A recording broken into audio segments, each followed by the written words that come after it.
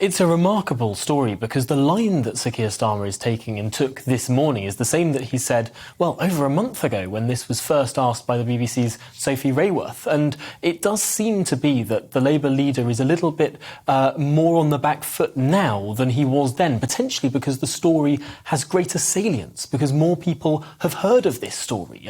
Several months ago, no one had heard of the story of Sir Keir Starmer having a beer with now what we know to be up to 30 people after a day's campaigning in Durham. There seems to be more and more that we've started to learn about this story, and potentially the more we learn about it, it doesn't seem so very different to people in the cabinet room with a cake and a sing-song of happy birthday. I think to some extent, because the only fine that has so far been issued to the Prime Minister and to the Chancellor has been over something that is so relatively trivial. Now, that's to put aside what may come later down the line if there are more egregious breaches that have been made inside Number 10 later. We do not know yet. The police have not yet issued those fixed penalty notices. But because the first one was for something that was so patently trivial, that was reported in the press at the time on the pages of the Times newspaper on the 20th of June 2020. What happened, therefore, on the 30th of April 2021, April, of course, being the month that the Queen sat alone in Windsor at the funeral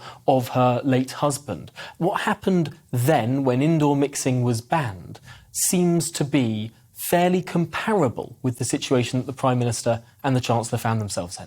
Might be. I think Lisa Nandy was quoted a few days ago as just saying, look here, just drop this whole Partygate stuff. Actually, people don't care. They've had enough. This cost of living thing, get on that. It is remarkable that the parties seem to have changed clothes. 3 weeks ago, the Tories were saying, stop talking about parties, we need to talk about foreign affairs, the world's on fire, we need to talk about the cost of living, inflation's the highest it's been in 30 years. And now it seems completely the other way around, where the Tory MPs, the backbench Tory MPs at the very least, are wanting to press this issue further with Sir Keir Starmer. And the Labour Party is now saying, no, we need to talk about the cost of living, we need to talk about the pound in the pocket. For a moment there, I thought we were going to hear a week is a long time in politics. We didn't get it. Tom Harwood, thanks very much indeed.